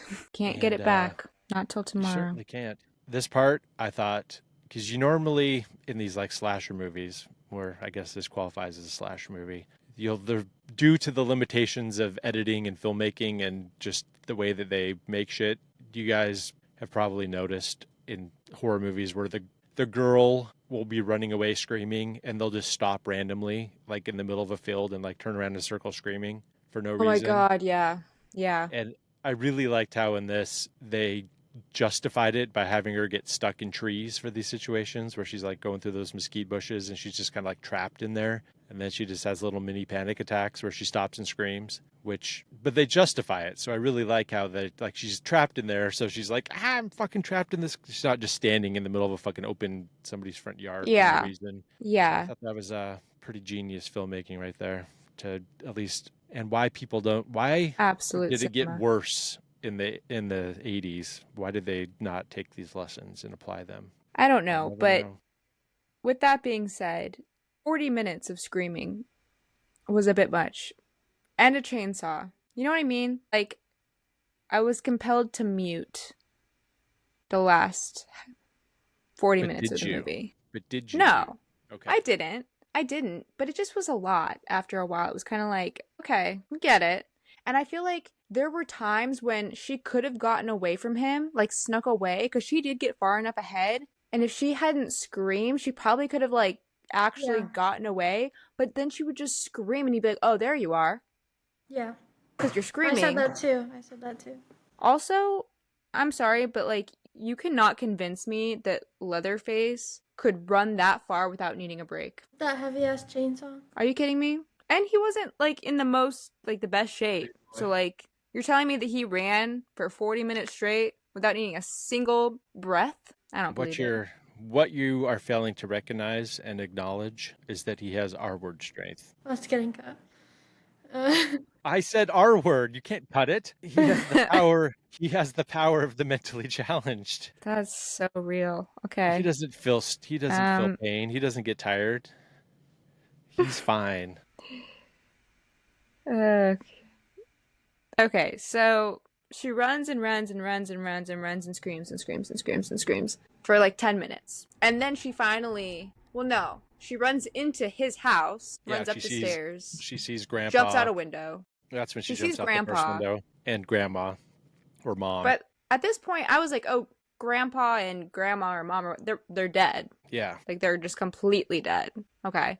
Jumps out a window. Run, scream, scream, scream. And then gets to the gas station that they were at before. And runs inside to the gas station cook guy, not knowing that he's a part of this fucking family. He's like, save me. But then he's in on it. Did you missed the part where when she goes into their house, before she goes up the stairs, when Leatherface is cutting his own door?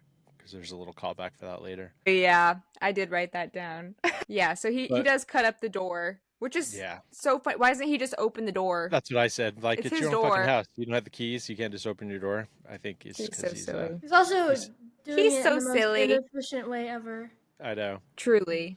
But, Truly, you know, but he can't help it. He's just doing his best, you guys. Yeah, he's trying his hardest. His dad's gonna be so mad at him. His brother, She dad, gets uncle, away. grandpa. When she gets to the gas station, did you guys already realize, like, did you know the second she got there that he was one of the bad guys, or did it take you by surprise? No. I didn't. I thought that what was gonna happen was that he was gonna be like, oh, okay, like, let me go get my truck or whatever. And then he was going to get murdered. And then she would start running and screaming again. Eli thought that she was going to get sexually assaulted. I also thought that too. And I started to write a note about how it's always men doing creepy men shit. But then I deleted it because it was just that he was crazy. I mean, it is. But it is. It's still pretty creepy to put somebody in a burlap bag, tie him up in a burlap bag, and poke Absolutely. him with a stick. So the broom part, the poking with the stick, he was like, that part, you're okay. You're gonna be okay. That part was real. What the fuck? The part was where that? he was hitting with the broomstick. That was one of my fun facts. He said, this is what he said. He was injuring her with her permission. Marilyn said, hit me, don't worry about it. Because they were taking so long. Like, they're like, he wasn't hitting her hard enough, and they kept cutting and saying it doesn't look real. And so she was like, just get it over with, just hit me. Like, it's fine, just hit me. And so he keeps hitting her, like, actually hitting her. And he's like, he said, and every time we'd try it, she'd come up with a few more bruises. Finally, I got with it and started having fun doing it and started really slugging her, and we kept that up. And we did 8 shots, and then they finally said, that's a take, and then she just fainted. So when she fainted, I think it was actually real. She did faint. Oh my God. And then he said the poor girl was beaten up pretty badly. It was all but worth like, it. why was he just like, it's okay, no one's gonna hurt you? And then he's like, starts stabbing her with it, and he's like, like his little laugh. He's like, it's okay. I was so confused. I was like, is he a good guy or is he a bad guy? I don't know what's happening. I think he probably would be classified as a bad guy, if I had to guess. Yeah, he ended up being a bad guy. He's definitely a bad guy. But in the moment, I was still kind of confused what was going on. It all happened so fast. And then they get to the house, and freaky James Franco's there. No, Surprise! He jumps into the truck as they're driving Into back the truck. home. Yeah. He joins Okay, up. yeah. And surprise, he's part of the family. And then he goes, the brother dad starts yelling at James Franco and is like, I don't know, giving him hell that he's so stupid. I don't know for what. Because he's pissed off at him for what he did at the cemetery in the first place. Oh. He's like, someone's going to see you. You were fucking around in the cemetery doing your bone That's magic. right. And you're going to get caught. Bone It's all over the magic. radio. People are talking about it. And he's That's like, nobody right. saw me. And then that's what they're And then he was arguing also about. mad. He was also mad that he left his brother alone. Yeah, because so they get to the house, and this is when you get the look what your brother did to the door Yeah, I wrote that down. when they're walking Look in. what your brother did to the door. That part was funny. And then it cuts to morning, Or, I mean, it is morning. You don't know it's morning yet, but this is when this is dinner time. Dinner time is here. Dinner time in the morning? You know, it's No, dinner it's at time. night. It's breakfast time, I guess. No, But it's nighttime. it's almost Yeah, they morning. go get Grandpa. Yeah. They carry Grandpa down the stairs, and I was like, oh, they're carrying a dead guy down the stairs. This family's really weird. But then Grandpa comes to life, which I was just like, how is this man alive? You know Is it the the bone magic? part where It's definitely bone magic. this was apparently the worst part to film for like everybody because like I said earlier, this took 27 hours to film. The reason they had to get this done was because in one day was because the cook, I think you said earlier that they only had a contract with him for a week and it was ending the day after. I don't know why they wouldn't film this before, but it was ending the day after, so they had to get this done in one day and it took them 27 hours. And this is the part where they said they put a tent over it to make it hotter, and the guy that played Leatherface said it got up to easily 120 degrees in there. Like, that's being generous. And another fun fact about him is that his costume, they only made one of them, so he wore that entire costume for the entirety of filming, and they wouldn't wash it because I know that thing stunk. Yeah, so everybody in the documentary said that everybody smelled horrendous, and all of the bones and stuff were like cooking. So that's like what I said earlier. A lot of people were going to the windows and throwing up because for 27 hours they were just in like 120 degree heat. Everything was cooking. The bones, the people smelled like shit. One of the things, the main thing really that Tobe Hooper kept bringing up in that interview with William Friedkin is how much everybody hated his guts. Mm-hmm. The crew, everybody in the movie just hated him and that he was just a complete villain and everybody wanted to fucking kill him through the whole movie. And Wait, I really which feel one? like the director. Everybody hated the Oh. director and wanted him Okay. dead and that he was just everybody hated his guts through the whole thing. And putting a fucking tent over a house to make it hotter in Texas seems completely unnecessary. What's like 100 degrees isn't good enough. It has to be 120. Yeah. It worked, though. And they do bring It Grandpa looked down. good. Well, they bring Grandpa down. And I had a little note that Grandpa was doing White Boy Summer before it was cool. Do you know that dude's only 19, the guy inside the mask? Yeah. Do you think, okay, this is something I was thinking, and maybe you found this in the notes, and maybe there's no answer to this, but do you think diegetically that that's just what Grandpa looks like? Or that there's an old man with the skin of somebody else over him? I Like, thought it was a mask when I saw the up close. Well, I mean, it's clearly a mask. Yeah, but when I first saw it, But I is it thought that he was supposed to wearing a be mask. where like Leatherface made him a mask to put on Grandpa? Yeah, I don't know. Or if that's just how the mask looked and it's not supposed to be a mask, that's just supposed to be Grandpa. Curious about that. I don't know. I thought that was just supposed to be Grandpa. And it was just like old that's what I thought special originally. effects that sucked. Yeah, that's what I was thinking originally, but then I started thinking, oh, is it supposed to be that he like took some face off somebody else and made Grandpa like it was supposed to make him look younger and better, that he's even worse looking underneath that? Maybe. Yeah, that's something to think about. That's something to think about when you go to bed at night. Interesting thought. And I will. This is when they do the blood sucking thing, and Grandpa does his little Yeah. dance. Which He was looks like also real. I'm glad. It's before AIDS. They didn't have to worry about that back then. But did you like Grandpa's Well, little the dance? guy that was doing it didn't know. Yeah. He didn't know that he was sucking real Wait, blood. what? Yeah, because this is also another fun fact. It says the prop knife they used, which contained a tube of fake blood that Hansen was to squeeze onto Sally's finger, had malfunctioned, and they tried many takes, and finally Hansen grew so impatient that he surreptitiously sliced her finger for real before exposing her to Dugan's saliva. What's even worse is that neither Burns nor Dugan, the girl and the grandpa, they didn't realize the blood was real until years later. And the guy said, I didn't find out until years later I was actually sucking on her blood, which is kind of erotic, really. That's what he said. Which is kind of erotic, really. So, yeah. How did she not realize that she had I'm sure an she, open wound? she was beaten, I don't know. I don't know, a little 20 slice hours on the finger. on this night. I don't know. You probably She was delirious at this point. Mm, And that's Maybe she and thought it that's was supposed to be like that. maybe. I think she's That's full of wild. shit. I believe the Yeah, I dude think so sucking on the too. finger probably didn't know, but I bet you she knew. He's like, wow, She's this playing it up. this fake blood tastes like blood too. Wow. He probably just thought it was Tastes pig No, like blood or something. seriously. pennies. Hmm. The scene now, this is the part that just is chilling to the bone when she starts screaming and they all start mocking her and like screaming for like 5 minutes. God damn. Where he like is like the forks. Yeah. They're like slamming them on the Oh, table. oh, Yeah, it's oh. funny. It's also weird how he kind of. They talk about this too. How he kind of takes on the mother figure of the Yeah, house did you with like the you notice that he's like cooking. wearing makeup and a dress and has the wig on? Yeah, they also said that he takes on the Mm-hmm. persona of whoever's mask he's like face he's wearing. So I don't know if it was that or just like I don't know.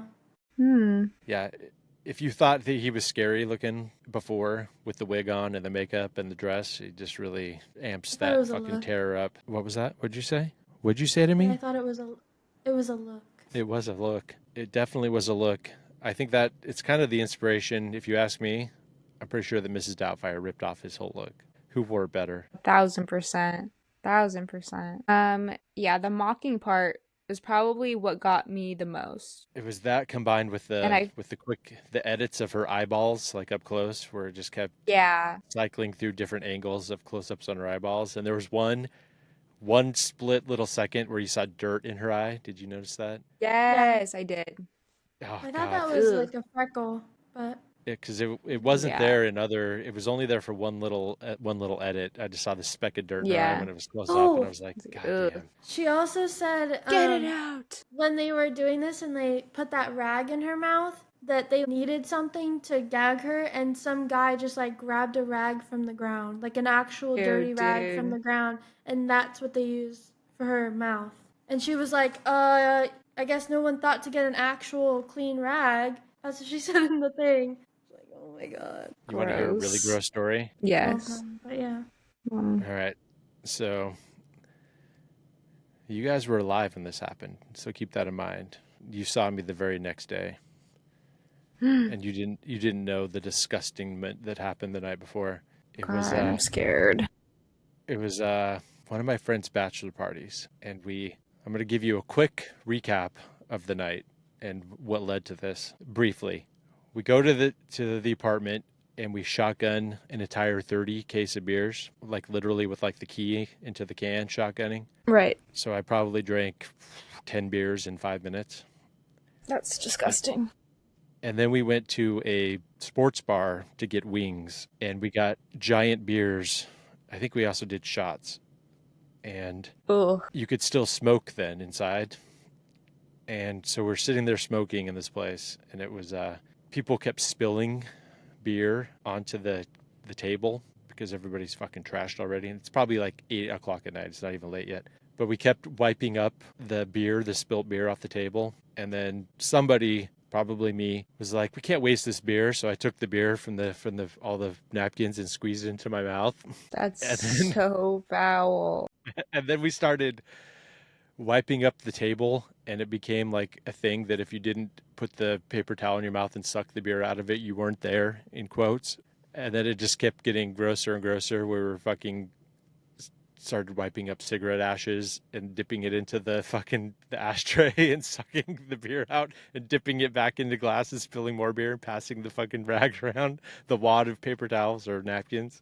I think it was paper towels because it had wings, so they had like the roll of paper towels on there. So that was a fun night of disgustingment. The fact that you Wow. just shared that story for free is crazy. I would have taken that to the grave. That's a Patreon story. Yeah. No, hold on. Yeah. I can I follow that up? I got one too, but this Yeah, is do not it. as cool as beer and cigarettes. When I was I think it was like freshman year, and we had just gotten done with, I don't know if it was like a tournament or something for band. Yeah, CME, whatever. Band All of the tournament? the percussionists, yeah, like we had just like got done like doing like marching band basically, and we had gotten like, I think it was like third place at our first like little championship thing. I don't know what it was, but regardless, they took us out to dinner to go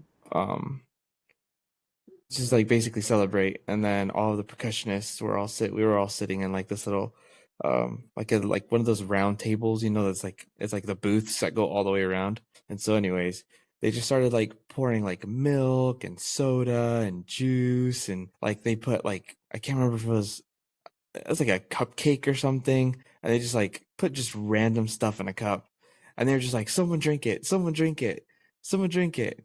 And so no one wanted to do it, no one wanted to do it. And I was like, oh, fuck it, whatever. I grabbed the cup, I put it up to my mouth, and as soon as I started sipping on it, it was the most foul thing that I've ever had in my entire life. Almost threw up at the table after I just like finished eating, and I just set it back down. I like threw it back down, and like just like splashed everywhere. I'm like, that was the most disgusting thing I've ever done, and nothing happened afterwards. It wasn't like some cool thing that Nothing happened everyone after. talked about afterwards. It was just disgusting. But Hey, but you yeah, did it. that's yeah, and I still remember to this day. Right. People might talk about it still. They just talk about it years later and say how weird you were, just like the daddy long legs girl. That's exactly You were the what's daddy happening. long legs girl of your Yeah, friends. at least with the beer rags, it was like 5 people, so we all lived At in least shame. with the beer rag, you were probably drunk. Oh, very. True. Yeah, Eli, you Extremely. did that sober. I did do that sober. You literally said, "I'll be a hero." But I'm you're gonna also, drink the fucking cupcake Someone's juice. got to get rid of it. Well, weren't a it's not 30 gonna drink itself. you weren't a 30-year-old ass man. You were a freshman in high school, so there's something to be said about that. Yeah, about your Your night's brain wasn't actions. fully formed yet. All right, let's finish You know, this fucking movie. They bring out the hammer. This is when they get the hammer, and they're trying to get Grandpa to. They bring out a bucket and a hammer, This was and the they try to best part of the whole movie. Grandpa. They needed to give him a little bit more blood to get that grip strength back, but I know, he was Grandpa, almost hit her, there. Grandpa. Hit her, Grandpa. He just Come on, keeps Grandpa. dropping the hammer into the fucking... They did hit her once. Yeah, but A little not bit. too... Yeah. Well, no, it looked like it hurt, but she didn't... I think she was running off adrenaline. Yeah. But you know what? I kind of feel like, even though it was really funny that he kept dropping the hammer, it did really, really build the suspense, because I was like, is he gonna hit her? Is someone gonna hit her? And she's just like dangling, like waiting to be hit. You know what I I mean, you're mean? definitely not expecting her to get away from this. Like, this movie No, I'm has like, totally sped someone's it up. gonna... It's definitely led you to believe that they're going to succeed in killing her, and then that's going to be the end of the movie. Like, you don't think she's going to get away. And like with all the other teenagers, all 4 of them, they were killed like that, pretty much. One girl got hooked, and that sucks. Maybe it's just the girls they like to torture, but the guys all died quickly. But like to hang Well, her it's over like that because- and be holding her, and she's just like waiting for someone to beat her in the head with a mallet, and it's like she's sitting there for, a couple minutes, like waiting. I don't know. That to me was freaking me out a bit. Because the everybody else was just Leatherface on his own. Like, this is the first time that everybody else is there, so they're a little more sadistic than he's just doing his job, and they're being psychos. Yeah. But she does get away, which is nice, and she gets to jump Runs through another window. Yeah. I don't understand why, when I was thinking about this when it happened, I don't understand why it took them so long to get outside. Like, it took them a very long time to get outside. I understand Leatherface had to go get his chainsaw, but the other guy, Gotta go get my chainsaw. like, why didn't he also jump out the window? I think he was so preoccupied with Grandpa. Or the other guy that was just standing there. I know why, realistically, he wasn't there, but... Yeah, she kind of got away without them noticing for a second, if I recall correctly. I think it was they were still, even when she gets up and running away, they were still trying to put the hammer in his hand for like a couple seconds. Then they hear the glass shatter. They don't even know that she's gone, and then they hear the glass shatter down the hallway. They're like, "Ah, fuck!" And then screams. Yeah, she could have gotten away. Just casually walked out the door. But she does make it. Well, I think they would have noticed when there wasn't someone there to hit. But yeah, who knows? Maybe. Yeah, Grandpa's finally ready. He found his strength, and he goes, and she's not there. He dies finally. Here, Grandpa. She gets to the road, and it's daytime, which is nice. And there happens to be a truck driving by, and I heard there's the name of the truck, which I can't think of the name of it right now, but it's the same name as Thomas Edison's first movie studio. Don't know if that's intentional or not. Probably is. But this truck driver, would I have stopped? I probably would have. But he runs over James Franco, which is pretty cool. That's a pretty good Amazing. scene. And then she gets in, and Leatherface does some more poor chainsaw work by just sticking it into the side of the door instead of sticking it through the window. Did I miss something? After they ran him over and she jumps in the car, why didn't they just keep driving away? Because that's right when Leatherface is hitting the door with the chainsaw. But why did she get out and why did he not just go? That didn't make any sense to me. Well, I think that this was probably a issue with the technology of the time and what they had. I think that they would like to have just stuck the chainsaw through the window, but I think he was about to stick the chainsaw through the window after he was hitting it on the door, so they had to move over because he was coming in, but they just didn't get the shot right or get the editing right. But I think that's what they're going for. But then the big old fat truck driver dude, he's the kind of guy who's not going to be able to run very far. But he just disappears. He's just gone. Yeah, but he hits Leatherface in the head with a wrench or whatever. Yeah, he does. And then the chainsaw Hero. falls on his leg. Hero. Yes. And then another the pickup random truck car shows picks up Sally. does a fucking U-turn and tears out, and then we get the iconic laugh scream covered in blood shot that Jaden talked about earlier, where she's just so excited for this fucking movie to be over. But this movie And- ended so abruptly. That's it. It ends right there. What happened to the truck driver? He just got left. I felt bad for him. He saved the day. Yeah. He literally He's saved the fucking day, and he just got left. I have that in my notes. The truck driver is fucked. Like, he's definitely That's dead. why you don't do nice things for people. That's why you don't be a hero. That's why you don't stop, because they leave you for dead. That poor man. You don't mess with This is Texas, his movie. and you don't go to Texas. I would never.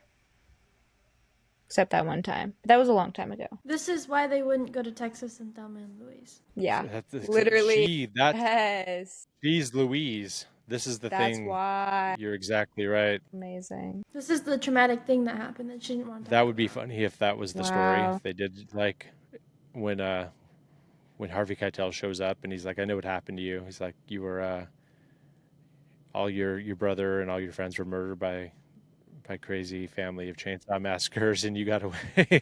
I know what happened to you and why everything's so traumatic. And now you're a waitress.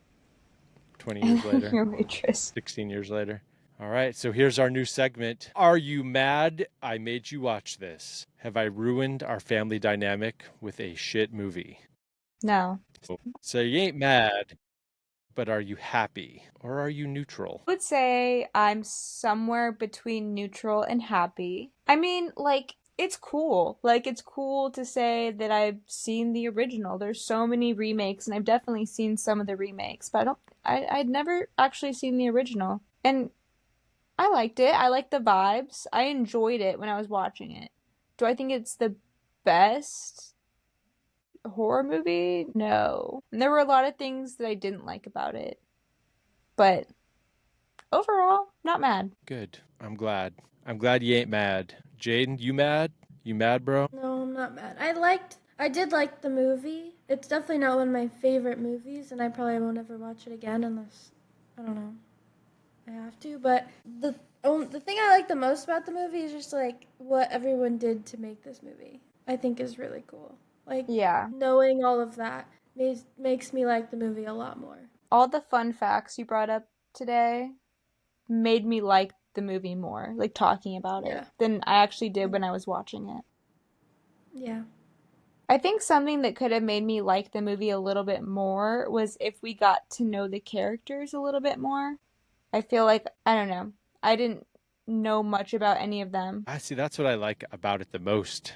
Not the most, but I really Really? like that factor is that it's also ambiguous and you're just kind of dropped into it. It just makes it so much more terrifying to me that you're not getting all this backstory, that everything, Yeah. you get what you need to know out of context clues and little drips and Yeah. drabs of, like, I don't want 9, like, that's why movies now are 2.5 hours long instead of an hour and a half, because you Yeah. have to fill in all this fucking backstory because everybody's like, well, I don't know why Leatherface is such a fucking chainsaw massacre. Which, Please explain to me about his trauma and everything that happened to him.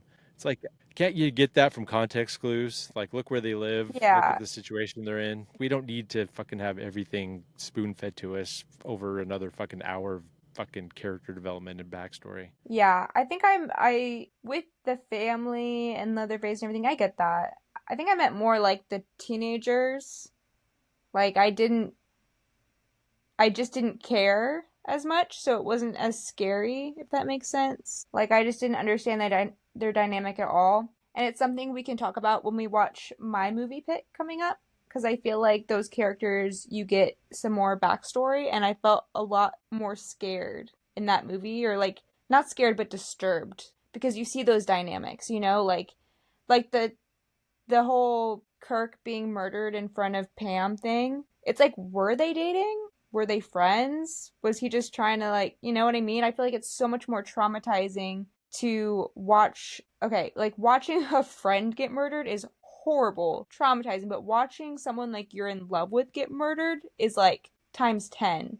You know what I mean? So I just feel like having these backstories would make me care more. I feel like I was very detached watching this movie. Like I wasn't scared at all. It was not scary to me. It was more funny. Yeah, And same. just I don't know. I definitely wasn't scared. Interesting. Yeah, I was not Very scared. interesting. Before we talk about what next week movie gonna be, Eli, you mad or are you glad? I'm glad. I really liked the whole deal with what was happening. Some of the characters definitely annoyed me, and they were just kind of funky dudes. Specifically, a guy that couldn't walk, but that's just me. And You're an anti. I don't know. It was so. an ableist. No, I'm not an ableist at all. Keep It's these just the cripples fact out that of he my was just- movies. No, it was just the Eli. fact that he was really annoying, and it had nothing to do with the fact that he couldn't walk. But overall, I do maybe think that's a that defense mechanism from years of being marginalized by society and his friend group. He developed an annoying attitude. Why for did he attention. have to roll down the hill? Why was it important to the story? Because a truck drove by. What? Oh. A lot of this Sorry. movie was supposed to be like funny. Like he talked about that too, how a lot of people didn't notice how funny it was supposed to be. I noticed that it was really funny. Yeah, the The door grandpa joke. Look what thing, your the brother did door to the door. thing. Intentionally. Yeah. The rolling, the You also dramatic have to give rolling it- down the hill. You do have to give it a lot of credit, even aside from all the hell they went through to make it. You have to give it a credit for it invented a lot of this shit. Like Yeah. they weren't copying anything. This was all Yeah, coming like from his the sick, final disgusting girl. mind. Yeah, the final girl stuff. Yeah. Like everything from this movie has been being ripped off for the last 50 years. Mm-hmm. Mm-hmm. So for it to be completely original and to still be on such a low budget and such little amount of preparation, well, I mean, they probably prepared a lot, but just to like come up with all this shit and put it all together as well as they did, as far as editing and everything, like technical, all the technical stuff, and to still make it so like I find it very scary, like just the sound design and everything that comes along with it. And I wonder if it's a sound thing with your setup. I wonder if you're not getting the full experience by listening to No. it.